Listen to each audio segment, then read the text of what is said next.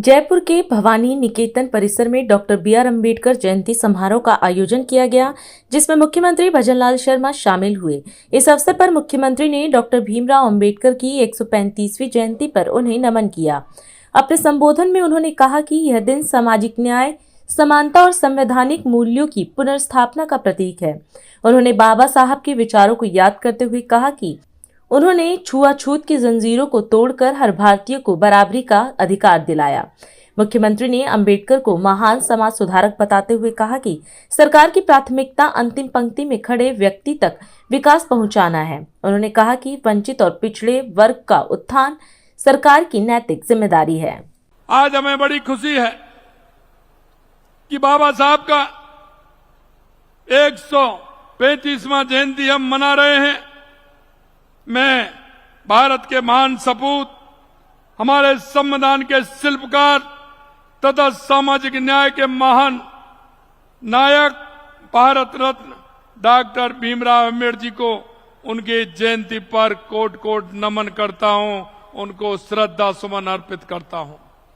और आप सभी राजस्थान वासियों को उनकी जन्म जयंती पर बहुत बहुत शुभकामनाएं देता हूं, बहुत बहुत शुभकामनाएं देता हूं। यह दिन हमारे लिए बहुत प्रमुख दिन है।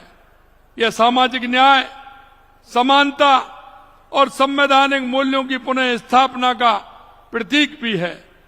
डॉक्टर भीमराव अम्बेडकर भारत के संविधान के निर्माता, सामाजिक न्याय के दूत, दलित, शोषित, वंचित वर्गों के उद्धारक थे। उन्होंने छुआछूत की जंजीरों को तोड़ा, हर भारतीय को बराबरी का अधिकार दिलाया। बाबा साहब प्रखर विद्वान, पत्रकार, शिक्षाविद, विधि विशेषज्ञ एवं महान समाज सुधारक थे। उन्होंने न्यूयॉर्क के कोलंबिया विश्वविद्यालय से डायरेक्टरेट की उपाधि प्राप्त की तथा लंदन स्कूल ऑफ इकोनॉमिक्स में अध्ययन किया। विदेश में शिक्षा ग्रहण करने के बाद बाबा साहब ने जब वंचित और पीड़ित वर्गों के उत्थान के लिए अपना पूरा जीवन समर्पित कर दिया। भारत के संविधान की प्रारूप समिति के अध्यक्ष के रूप में उनकी महत्वपूर्ण भूमिका थी। वह मेहनत और लगन से उन्होंने हमारे संविधान का प्रारूप तैयार किया, जिसके लिए उन्हें हमेशा याद रखा जाएगा। हमारी सरकार का मानना है कि आखिरी पंक्ति में खड़े व्यक्ति तक विकास का उजियारा पहुंचे, उसका जीवन आसान बने। हमारे लिए वंचित और पिछड़े वर्ग का विकास राजनीतिक एजेंडा नहीं है, ये एक नैतिक जिम्मेदारी है। हम उसे पूरी ईमानदारी के साथ कर रहे हैं। आपने देखा है कि हमारी कल्याणकारी योजनाएं नीचे तक धरातल पर जा रही हैं, और अभी आपने देखा जिस तरह से हमारे शिलान्यास और उद्घाटन हुए हैं, उसमें भी वही अंतिम पायदान पर खड़े व्यक्ति के लिए सुविधा देने के लिए है। हमारी संवेदनशील सरकार के द्वारा गत 2 वर्षों में उठाए गए कदम की वजह से राज्य में अनुसूचित जाति जनजाति अत्याचार के प्रकरणों में 28% से अधिक की कमी आई है। अनुसूचित जाति जनजाति के विद्यार्थियों और युवाओं को शिक्षा प्रदान करने के लिए छात्रवृत्ति एवं आर्थिक सहायता दी जा रही है।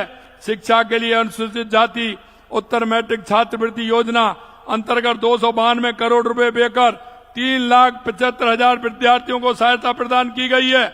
अनुसूचित जनजाति उत्तर मैट्रिक छात्रवृत्ति योजना अंतर्गत 534 करोड़ रुपए खर्च कर 3,21,000 विद्यार्थियों को लाभान्वित किया गया है। इसी प्रकार अति पिछड़ा वर्ग उत्तर मैट्रिक छात्रवृत्ति योजना अंतर्गत 1,62,000 विद्यार्थियों को लाभान्वित किया जा चुका है। डॉक्टर भीमराव अम्बेडकर राजस्थान दलित आदिवासी उद्यम प्रोत्साहन योजना में 2,500 से अधिक लाभार्थियों को 740 करोड़ रुपए का ऋण वितरण किया है। धरती आबा जनजातीय ग्राम उत्कर्ष अभियान में भी हमारा राज्य देश भर में अग्रणी है। पीएम जनमन योजना के तहत बुनियादी सुविधाएं प्रदान करने में पूरे देश में अव्वल हैं। हमने सामाजिक सुरक्षा पेंशन लगातार बढ़ोतरी करते हुए इस बार के बजट में पेंशन राशि को बढ़ाकर 1,450 रुपये किया गया है। और आपने देखा अभी 1,363 करोड़ रुपए आपके खाते में चला गया। ये हमारी सरकार की पहचान है।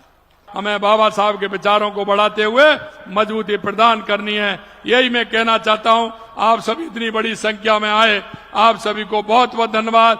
जय हिंद, जय भारत, जय राजस्थान। आज हम इस कार्यक्रम में आपसे विदा लेते हैं। आप अन्य खबरों के लिए बने रहे। राष्ट्र सर्वप्रथम, वंदे मातरम, जाग उठा है भारत। राष्ट्र सर्वप्रथम